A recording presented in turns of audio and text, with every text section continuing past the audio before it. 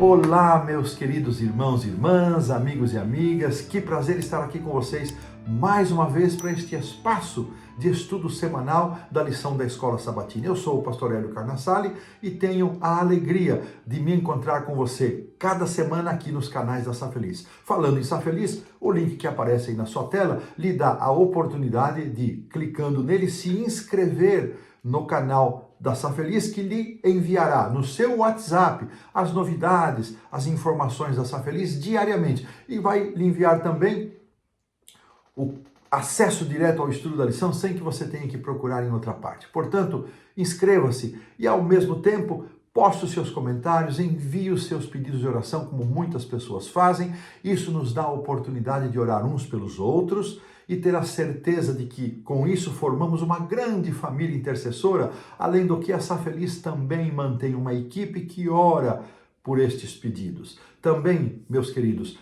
incentivamos cada semana que você compartilhe esse conteúdo. Há muitas pessoas que são da nossa fé, outros que não pertencem à nossa comunidade, mas são nossos amigos, que recebem este conteúdo e que de outra maneira não receberiam. Portanto, fica aqui o nosso incentivo. E agora, antes de irmos para o estudo, convido você a curvar sua fronte para uma oração. Senhor, nosso Deus e Pai, graças te damos por todas as tuas bênçãos. Te peço, Senhor, que nos dês agora sabedoria, entendimento, que o agir do Espírito Santo na nossa vida promova, além do entendimento, a retenção deste conhecimento e a disposição para vivermos em fé segundo a tua vontade. Abençoa-nos, portanto, Pai. Esta é a nossa prece, a nossa oração, que apresentamos em nome do Senhor Jesus. Amém.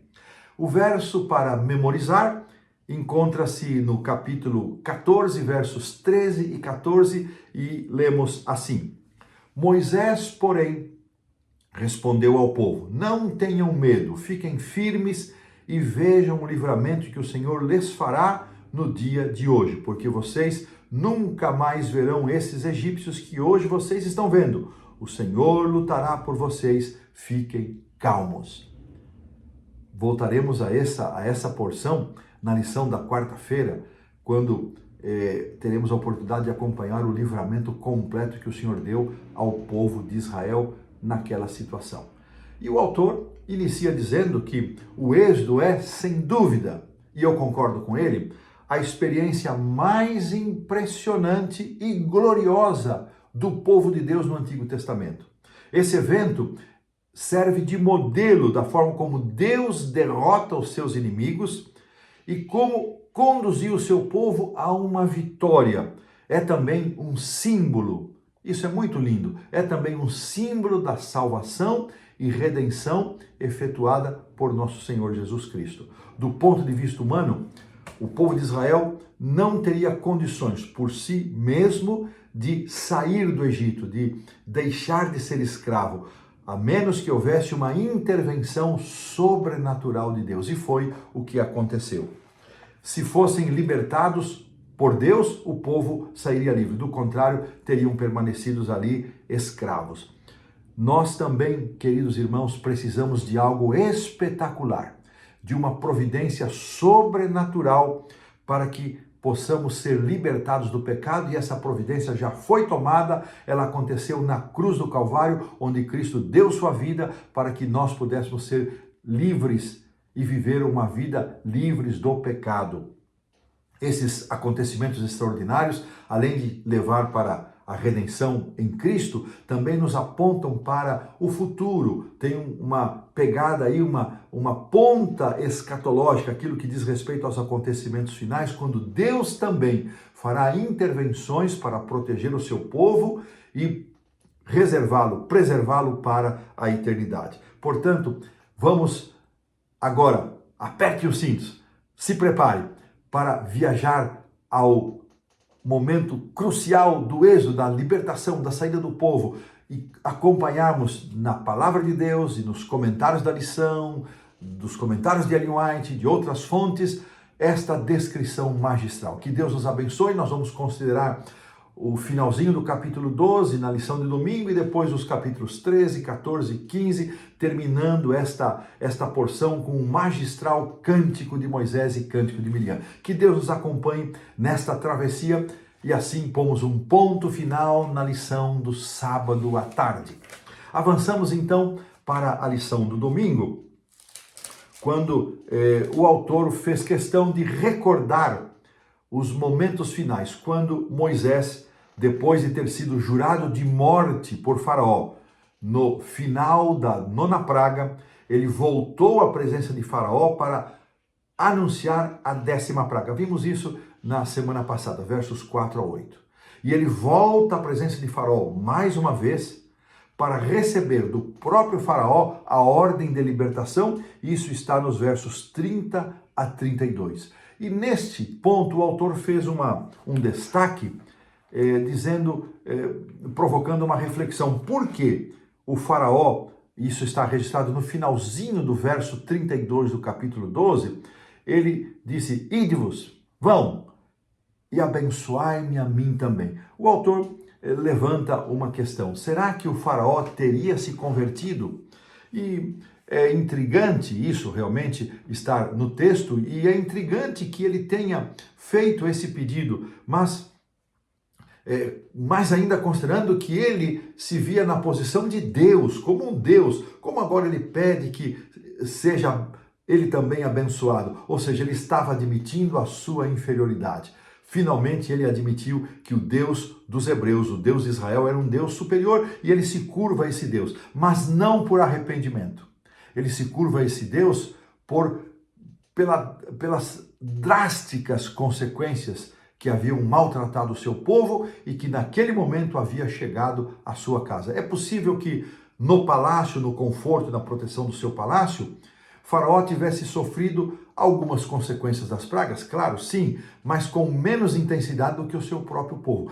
Agora, na 10ª praga, desde a 9ª, com o tempo para reflexão, ele também é alcançado, o palácio foi alcançado, o seu filho primogênito também morreu com a 10ª praga. E agora ele sente de uma forma muito dura na pele esta situação e ele liberta o povo. E não vamos ver a comprovação de que isso não foi por arrependimento logo a seguir, quando ele vai e torna a perseguir o povo agora com seus exércitos.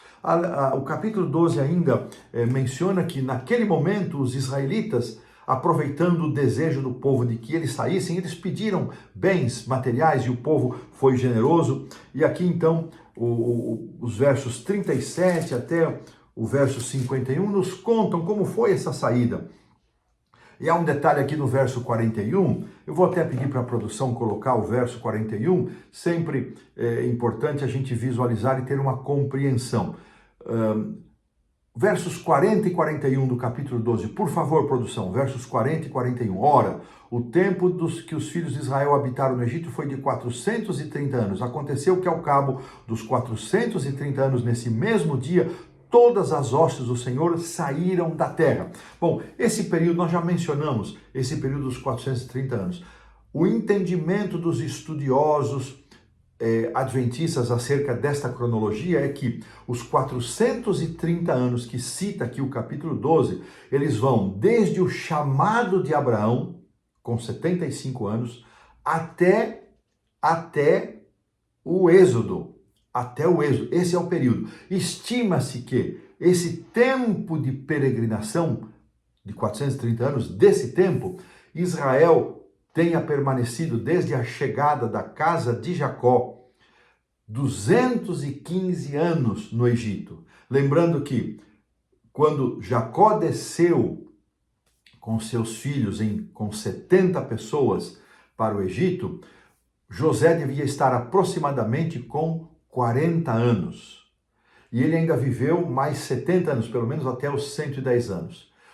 Moisés, quando volta para libertar o povo, e ele já havia nascido em cativeiro, estava com 80 anos. Então, se nós considerarmos os 70 anos da idade de José, desde a descida da casa de Jacó até a sua morte, mais os 80 anos de Moisés, nós temos 150 anos. Restariam 165. Estima-se que eles tenham vivido aí sob opressão 145, cerca de 150 anos. Então, esse é o tempo estimado do cativeiro egípcio. E a permanência deles de 215 anos, e os 430 anos se refere, então, desde o chamado de Abraão, com 75 anos, até o Êxodo. Lembrando, irmãos, que eles chegaram ali no Egito. Primeiro José, depois a casa de Jacó, 70, e agora eles estão saindo com 600 mil homens, fora mulheres e crianças. E aqui há uma coisa interessante que eu quero destacar, os versos 43 e o 44, nas instruções que Deus havia dado, e depois também aqui os versos 48 e o 49, acerca de quem poderia participar da Páscoa. Eu vou pedir então para a produção colocar os versos 48 e o 49, que diz assim, Êxodo 12, 48 e 49. Porém, se algum estrangeiro se hospedar contigo e quiser celebrar a Páscoa do Senhor, seja-lhe circuncidado todo macho, e então se chegará e a observará e será como natural da terra, mas nenhum incircunciso comerá dela. Verso 49, a mesma lei haja para o natural e para o forasteiro que peregrinar entre vós. Irmãos, aqui nós vemos um princípio de inclusividade. Deus nunca pretendeu que a salvação fosse exclusiva de uma determinada etnia. Deus deu a Israel uma responsabilidade de ser a luz para todos, como dá também hoje aos adventistas a responsabilidade de compartilhar a luz completa da palavra de Deus, mas não é exclusividade nossa.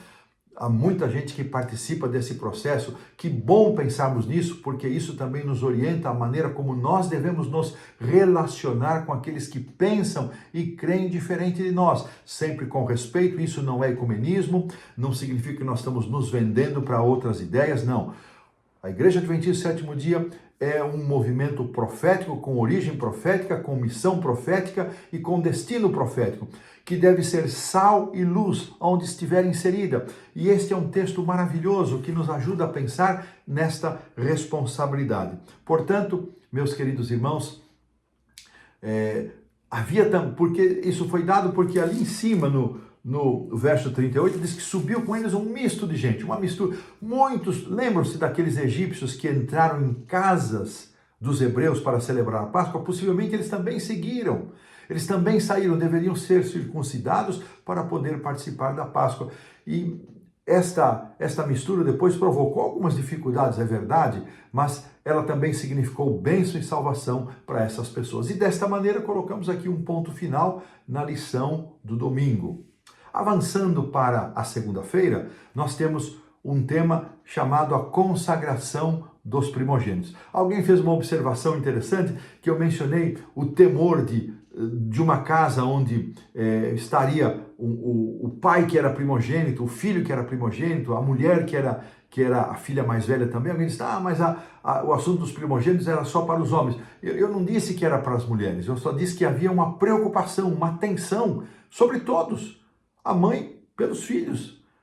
Elas não temiam por sua vida, mas temiam pela vida do marido, se ele fosse um primogênito, pela vida do filho. Então havia um temor sobre todos. E aqui esta lição deixa claramente que Deus separou todo o primogênito. E é interessante, quando Moisés, vamos recordar esse texto aqui, capítulo 4, produção, coloca aí por favor, Êxodo 4, 22 e 23.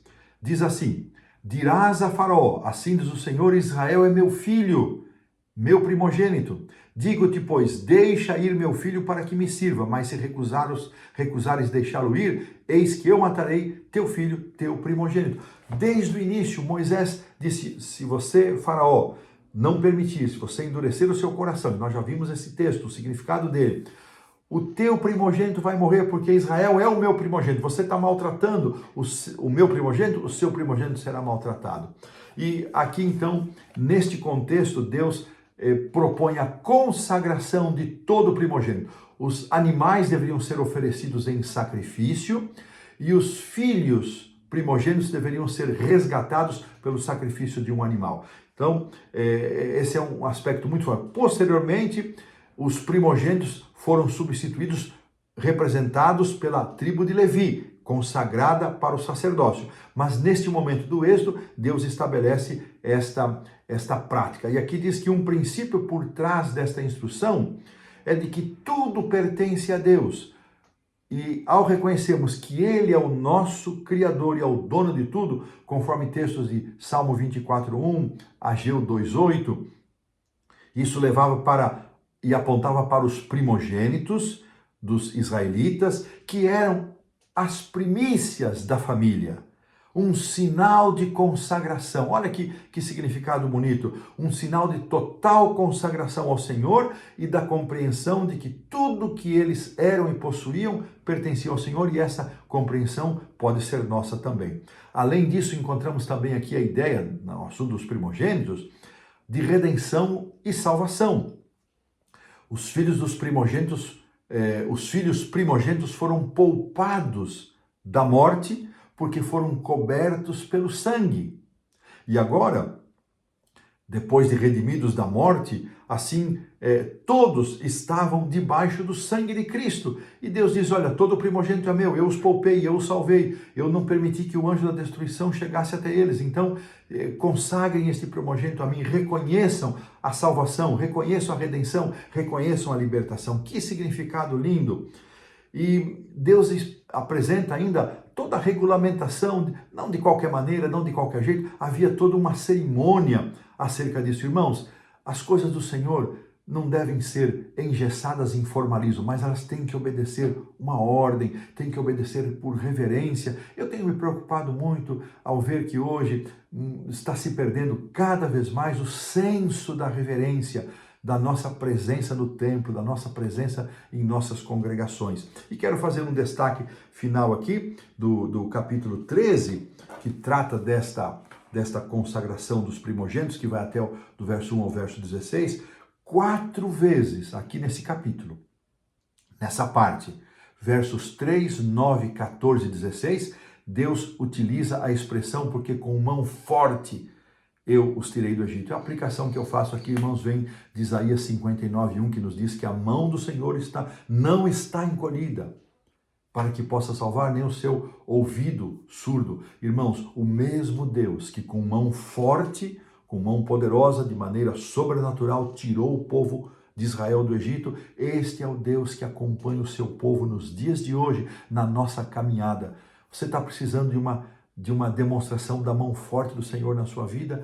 Busque ao Senhor, consagre-se a Ele e espere no Senhor a manifestação da sua mão forte, do livramento que você está buscando. E se o agir de Deus não conduzir por esse caminho que você pede, espera e deseja, continue buscando o Senhor, continue esperando no Senhor para que a sua vontade se manifeste de maneira clara, de maneira visível e compreensível. E desta maneira, exaltando a mão forte do Senhor do passado e do presente, nós pomos um ponto final na lição da segunda-feira e avançamos para a lição da terça-feira, atravessando o Mar Vermelho.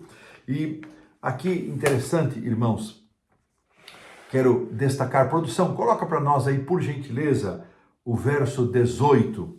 Agora vamos na porção que vai aqui desde o verso 17 até do capítulo 13 até o capítulo 14, versículo 13. E aqui então nós temos o seguinte: porém Deus fez o povo rodear. Então, produção, por favor, 13, 18. Porém Deus fez o povo rodear pelo caminho do deserto, perto do Mar Vermelho. E arregimentados subiram os filhos de Israel do Egito. Aqui há duas coisas muito importantes que eu quero destacar. Deus traçou um caminho para o seu povo, que não era o caminho mais curto, mas era um caminho mais seguro, onde Deus iria se manifestar de forma mais abrangente, de forma mais patente ao seu povo no passado. Irmãos, nós precisamos aprender a confiar no traçado de Deus para a nossa vida. É claro, nós temos a liberdade de escolha para fazer as nossas escolhas, para eleger os caminhos que queremos trilhar, mas devemos buscar as orientações do Senhor na sua palavra e na revelação moderna do dom profético, mediante os testemunhos e os escritos de Ellen White, para compreender o que Deus deseja para nós, o que Deus deseja para a sua igreja, o que Deus deseja para a nossa vida, para a nossa família. Muitas vezes os caminhos de Deus podem nos fazer trilhar por pastos verdejantes, águas tranquilas, e muitas vezes Deus não impede que atravessemos os vales sombrios. Não nos esqueçamos, não deixemos de confiar na direção do Senhor. Ellen White tem várias citações, várias, onde ela confirma isso, que quando nos adiantamos na nossa jornada e olhamos para trás, nós reconhecemos que não poderia ter havido melhor opção do que aquela que Deus nos proporcionou. E mesmo sendo no momento um caminho mais difícil, às vezes amargo e complicado de entendermos e aceitarmos, não podemos perder a convicção de que Deus está conosco. E esta convicção, ela se manifestou, produção mais uma vez, capítulo 13, versos 21 e 22. O Senhor ia adiante deles durante o dia, numa coluna de nuvem para os guiar pelo caminho, durante a noite, numa coluna de fogo para os alumiar, a fim de que caminhassem de dia e de noite. E o verso 22 diz que nunca se apartou do povo a coluna de nuvem durante o dia, nem a coluna de fogo durante a noite. É muito interessante isso, irmãos, que o próprio Senhor Jesus estava com eles na nuvem.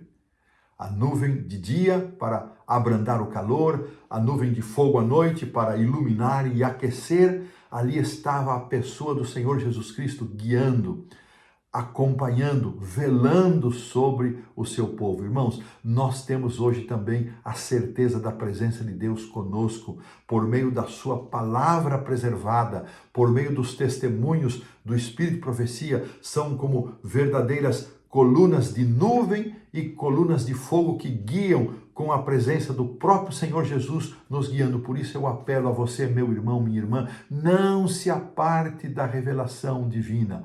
A palavra de Deus, as sagradas escrituras são a nossa única regra de fé e prática, é a norma pela qual são estabelecidas todas as nossas crenças e doutrinas. Os testemunhos proféticos de Ellen White nos conduzem para essa palavra, nos conduzem para Jesus, nos dão uma compreensão mais alargada do estudo da sua palavra e nos chamam a atenção para voltarmos para a Bíblia e voltarmos para o Senhor. Que privilégio que nós temos hoje de sermos acompanhados por Deus mediante a sua palavra. E nesta porção ainda, da terça-feira, atravessando o Mar Vermelho, nós vamos ver que Moisés foi obediente às instruções do Senhor. Ele foi obediente. A obediência, irmãos, faz parte da nossa jornada. Não é justificação pelas obras, não é salvação pelas obras, mas é resposta de salvação, é resposta daquilo que Deus faz por nós. Portanto, irmãos, sejamos obedientes pela graça do Espírito Santo na nossa vida. É interessante aqui um destaque que a lição faz também no verso 19, é que quando eles subiram, quando saíram do Egito, Moisés levou os ossos de José.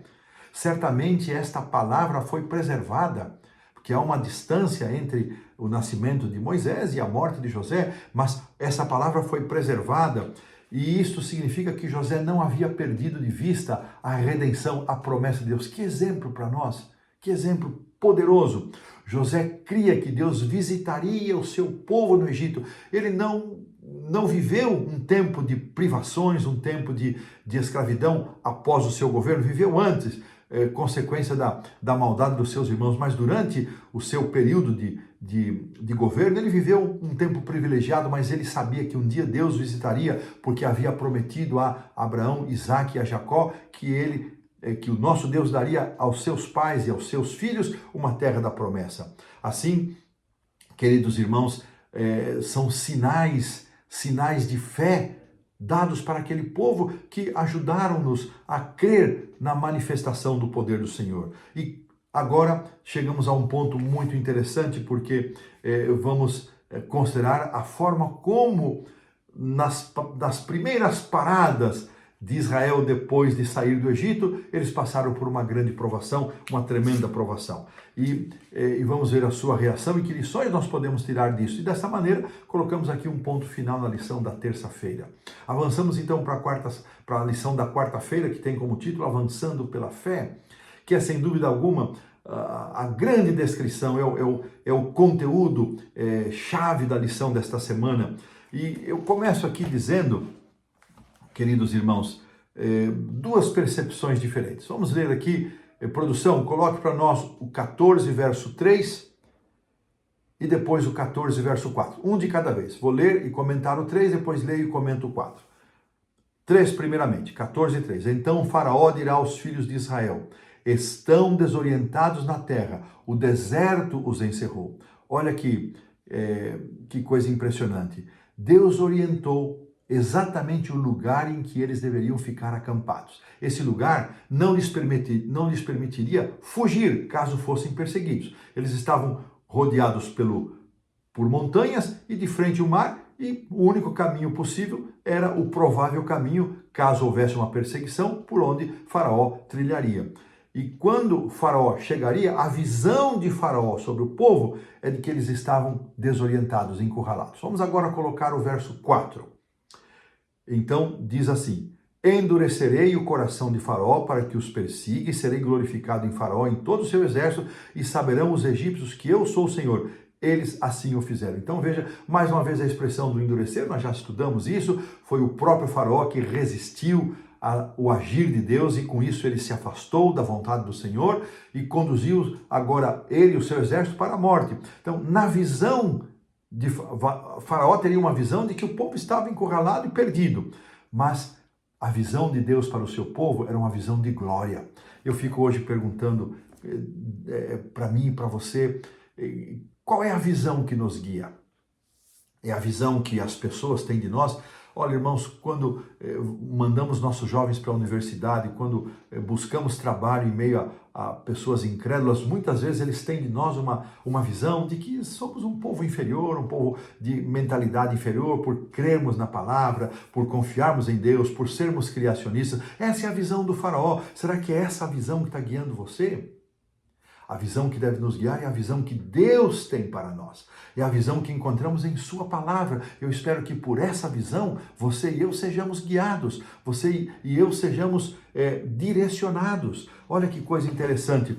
Quando, portanto, estas coisas aconteceram, os versos iniciais do capítulo 14 nos dão conta, e Ellen White, no Patriarcas e Profetas, ela fala que os conselheiros de Faraó, assim que passou o luto, passou aquela dor, chegaram a ele e o convenceram da burrada que tinham feito. Onde eles estavam com a cabeça de liberar aquela mão de obra grátis? Quem agora construiria os seus monumentos, as suas cidades?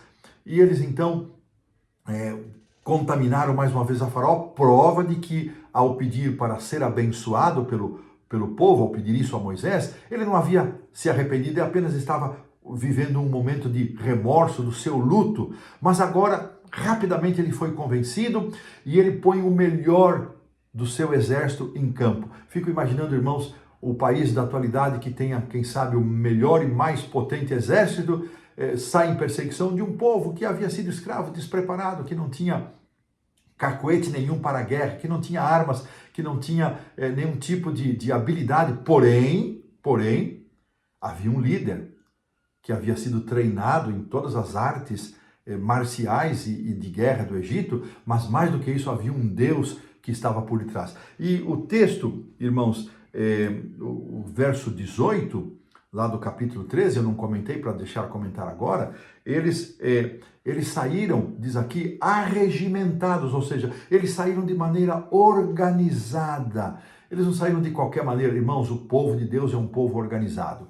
Se diz muitas vezes e de várias maneiras que a Igreja Adventista é reconhecida como uma das organizações mais premiadas por sua organização, pelo seu sistema organizacional. E nós temos que ser assim, porque a ordem é a primeira lei do céu, isso vem do Senhor, Deus nos deu esta orientação e não devemos nos orgulhar disso, mas agradecer a Deus, e nós como indivíduos, como família, como pessoas, devemos também buscar a ordem, viver de forma organizada, em todos os parâmetros, organizada com respeito ao tempo, organizados com respeito às finanças, organizados como família, ter uma casa organizada. Há muita gente desorganizada, que você se desperte para ter um princípio tão simples de organização, cada coisa em seu lugar, e um lugar para cada coisa. Ponha isso em prática, um lugar para cada coisa em seu lugar. Isso envolve pessoas e coisas. E assim eles saíram. E aqui nos é dito que Moisés, no seu discurso, verso 3 do capítulo 14, que está lá no verso para memorizar, que nós já consideramos, já lemos. Então, o autor faz aqui 4 destaques deste verso. Vamos colocar o verso mais uma vez, produção, 14 e 13, que diz assim: Moisés, porém, respondeu ao povo: Não temais, aquietai-vos e vede o livramento do Senhor que hoje vos fará, porque os egípcios que hoje vedes nunca mais tornareis a ver. Primeiro, não tenham medo, não temas. Essa é uma ordem, é um imperativo repetido em muitas partes da Bíblia, muitas partes, muitas porções. O primeiro convite foi para a confiança no Senhor. Você está atravessando uma provação, meu irmão? Está atravessando um momento que você não vê saída? Confie no Senhor. Não se entregue ao medo, confie no Senhor. Segundo, fiquem firmes. É a segunda palavra. Isso significa que eles deviam parar de murmurar, parar de reclamar e assumir uma posição de quem de fato confia no Senhor e espera no Senhor. Nem sempre espera o agir de Deus. Irmãos, às vezes Deus nos orienta a agir por nós mesmos. Às vezes Deus diz: espera, veja o livramento, testemunhe aquilo que eu vou fazer por você. E nós precisamos ter comunhão com Deus para ter esse discernimento muito claro quando é tempo de agir, de avançar e quando é tempo de esperar. Isso só o Espírito Santo pode comunicar a um coração, a uma mente que tem um íntimo e próximo relacionamento com o Senhor. 3. Veja o livramento que o Senhor fará no dia de hoje. Para que cresçamos em fé e confiança, é importante aceitarmos as instruções do Senhor. Palavra de Deus, revelações proféticas dos testemunhos modernos. E por fim, que palavra maravilhosa, verso 14, o Senhor pelejará por vós, o Senhor lutará por vocês. Meus queridos irmãos, isso indica que Deus é não só o nosso juiz, mas Ele é o nosso general. Ele é aquele que vai à frente, Ele é aquele que trava as nossas batalhas, Ele é aquele que nos protege, nos guarda, nos dá força, nos orienta. Cremos que Deus pode fazer isso na minha vida, na sua vida, como fez na vida do povo de Israel. Você está precisando desse agir de Deus na sua vida? Então, não tenha medo, confie no Senhor, espere no Senhor e veja o livramento. E enquanto esse livramento não vem, renove sua confiança. E a ordem de Deus, finalmente, no verso 15, que termina este raciocínio, então foi clara: avancem, diga ao povo que marche. Agora não era mais hora de esperar, era hora de avançar e de marchar. Olha que interessante, irmãos. A mesma vara de Moisés, que foi utilizada em várias pragas para trazer a destruição ao Egito, agora foi usada para trazer salvação para o povo de Deus. Esta é uma bênção maravilhosa. Isso mais uma vez nos lembra que Deus nos propõe vida e morte, perdição e salvação. Ele respeita a nossa escolha, mas Ele quer que nós vivamos, que obedeçamos e vivamos segundo a sua revelação, para que possamos ter vida. Siga em frente aqui o verso 15, e Deus agora desdobra esse plano de ação segundo a lição, dizendo o seguinte: o anjo de Deus e a coluna, eles se moveram da frente do povo de Israel para a parte de trás do acampamento, fazendo assim uma separação entre o povo de Israel e o exército de Faraó. O anjo de Deus, portanto, estava entre os dois grupos. Segundo, pela fé, Moisés estendeu a sua mão. E desta maneira, eles entraram no mar. Foi uma ação de fé. Desta maneira, o povo de Israel à frente, a coluna de fogo, porque já estava escurecendo, iluminando o povo de Israel e escurecendo o caminho para os exércitos de Faraó. E finalmente, os exércitos de Israel, o povo de Israel atravessa em terra seca e o exército vem junto. Eles atravessam em terra seca, mas houve dificuldades.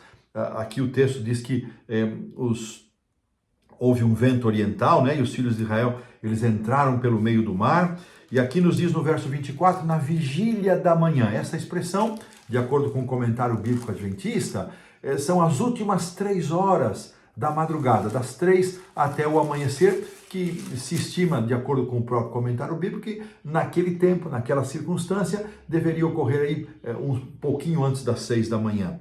E então, nesta vigília, o Senhor diz aqui o verso 24, coloque aí para nós, produção, o 14, 24, na vigília da manhã, o Senhor na coluna de fogo e de nuvem viu o acampamento dos egípcios e agora sim alvorotou. Ele criou baderna no acampamento dos egípcios. E diz aqui o verso 25, que tipo de baderna foi essa? Põe para nós aí, produção.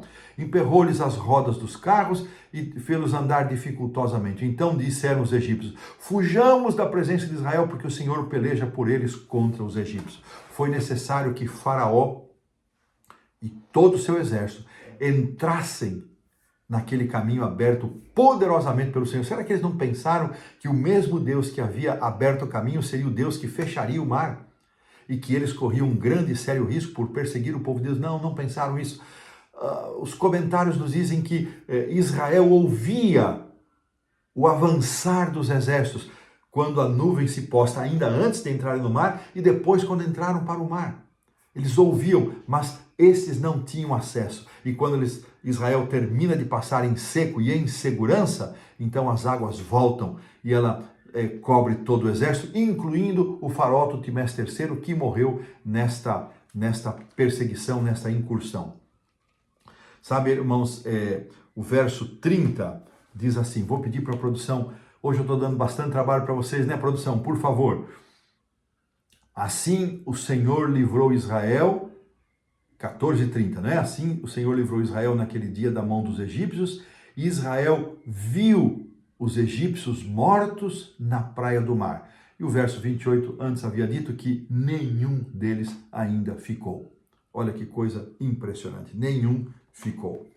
E aqui, irmãos, eu quero fazer um destaque, esta expressão, o Senhor livrou Israel, do verso 30, o Senhor livrou. Este livrou, este verbo, yasha, ele é a raiz que dá origem ao nome de Jesus e de Josué, Joshua, Yahweh, é a mesma raiz. O Senhor livra, o Senhor salva. Esse verbo, ele significa salvar, resgatar, redimir, libertar. Esta é a única vez em todo o livro do Êxodo, olha que significativo isso, verso 30, em que aparece a expressão, o Senhor livrou Israel. Este capítulo, este verso, ele é o centro do livro do Êxodo. Ele é também o centro da metodologia divina de agir, a libertação que vem do Senhor. Ele é o centro e o cerne daquilo que Deus deseja fazer por seu povo, livrar, salvar, redimir. Que coisa maravilhosa! Confiamos neste Deus? Cremos o suficiente neste Deus? Ah, que coisa linda! Os egípcios só perceberam isso quando era tarde demais. Será que nós lidamos com algumas pessoas que só percebem a circunstância em questão sendo tarde demais? Eu espero que isso não aconteça, por isso sigamos orando por todos aqueles que têm o seu coração endurecido, não percamos as esperanças, não deixemos de interceder, sejam eles filhos, cônjuges, pessoas próximas, membros de igreja, amigos, continuemos intercedendo porque o Senhor quer nos livrar. E desta maneira pomos um ponto final na lição da quarta-feira. Avançamos para a lição da quinta, onde o cântico de Moisés e Miriam vai ser considerado. Ele é um cântico de vitória e gratidão, um cântico de celebração de quem é Deus e o que ele pode fazer por seu povo. Esse é o significado. Aqui há alguns versos de destaque. Eu destaquei aqui o verso 2, o Senhor é a minha força, o meu cântico, ele me foi por salvação. O Senhor é a nossa força, é a nossa salvação. Verso 6, a tua destra, ó Senhor, é gloriosa em poder, o reconhecimento do poder de Deus. O verso 11, ó Senhor, quem é como tu? Depois o verso 13, com a tua beneficência guiaste o teu povo e o salvaste com a tua força. A salvação vem do Senhor. E terminando com o verso 18, o Senhor reinará para todo sempre. Que coisa linda! Então este cântico, com esse verso 18, ele é um reconhecimento da salvação, da libertação, daquilo que Deus havia feito. É um cântico de reconhecimento da soberania de Deus, é um cântico de gratidão por aquilo que Deus havia feito, mas ele é também um símbolo de um outro cântico, o cântico de Moisés e o cântico do Cordeiro, que aparecem ali em Apocalipse 15. Aqui nos diz o último parágrafo da lição da quinta-feira, por isso todas as nações registra esse Apocalipse 15, 4. Virão e se prostrarão diante de ti, porque os teus atos de justiça se fizeram manifestos. Neste cântico de Moisés e do Cordeiro, os redimidos vão entoar o cântico de Moisés, o cântico do Cordeiro, o cântico da libertação. Você consegue imaginar esta cena? Todos os salvos de todos os tempos entoando um cântico de Moisés, o cântico do Cordeiro. Que coisa! Eu até me emociono em pensar nisso e oro para que eu, minha família, você, sua família, os nossos irmãos queridos, possamos estar neste cântico. Esta história termina desta maneira, mas ela nos remete ainda à criação de Deus, quando Deus entrega uma criação livre para viver no Jardim do Éden. Deus agora entrega uma nação livre para peregrinar no seu caminho. Então ela nos relembra o passado da criação e nos aponta a redenção final. E desta maneira, esse cântico maravilhoso, e há um detalhe mais, estava quase deixando passar, que aparece aí a figura de Miriam, verso 20, e é a primeira vez que uma mulher na Bíblia é chamada de profetisa. Outras 4 mulheres mais no Antigo Testamento assim são chamadas, mas aqui Miriam, a irmã de Arão, ela tem o seu destaque e ela faz um papel importante, lembrando aqui o ministério da mulher tão importante na nossa comunidade. Ela faz uma convocação para as mulheres, para as irmãs, e elas também celebram o Senhor. E assim, agora sim, pomos um ponto final na lição da quinta-feira. Avançamos então para a lição da sexta-feira, o estudo adicional. Eu vou pedir que a produção coloque aí o texto de Ellen White, do Patriarcas e Profetas, página 235, que aparece aqui na lição do estudo adicional. Diz assim: os israelitas tinham pouco conhecimento de Deus e sua fé nele ainda era bem pequena e teriam ficado aterrorizados e desanimados. Não tinham armas nem o costume de guerrear e estavam deprimidos por causa do longo período de cativeiro, além da responsabilidade que tinham com as mulheres e os filhos, ovelhas e gado. Ao guiá-los pelo caminho do Mar Vermelho, aqui meu comentário, o caminho mais longo, o caminho mais tranquilo, o Senhor se revelou como um Deus de compaixão e juízo. Que coisa linda, irmãos! O guiar de Deus, o agir de Deus. E agora, achei muito lindo também, vou pedir para a produção colocar o comentário do bíblico de Andrews, fazendo aqui uma nota muito interessante, por favor, também está na lição, e diz assim: a certeza desse ato divino redentor na história nos garante, olha que lindo, que nada temos a temer quanto ao futuro. A última estrofe se concentra nos inimigos futuros que seriam enfrentados na conquista de Canaã, referindo-se ao cântico de Moisés. Por causa do braço grandioso de Deus, eles emudeceriam como pedra. Destaque ao verso 16.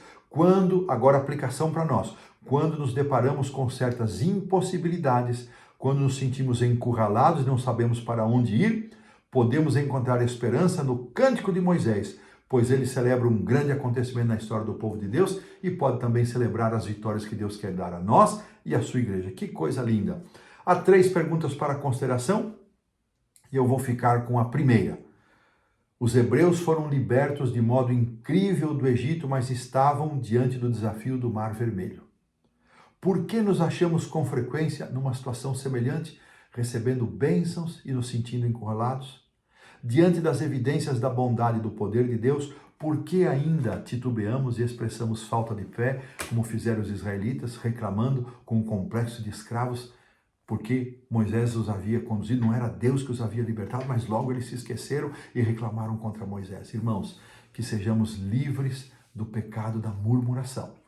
Que ao sermos encurralados por circunstâncias da vida, por escolhas erradas de nossa parte ou por outras situações, renovemos a nossa fé, a nossa confiança em Deus. É uma lição muito linda, maravilhosa. Eu agradeço a Deus pelo privilégio de estudá-la com você e convido você para a oração final. Senhor Deus, Pai nosso, graças te damos por todas as bênçãos recebidas ao estudarmos esta porção da Tua Palavra. Abençoa-nos, Pai. Se alguém se sente encurralado, se sente desanimado, com falta de fé, que o Senhor acuda esta pessoa, que o Senhor acolha esta pessoa.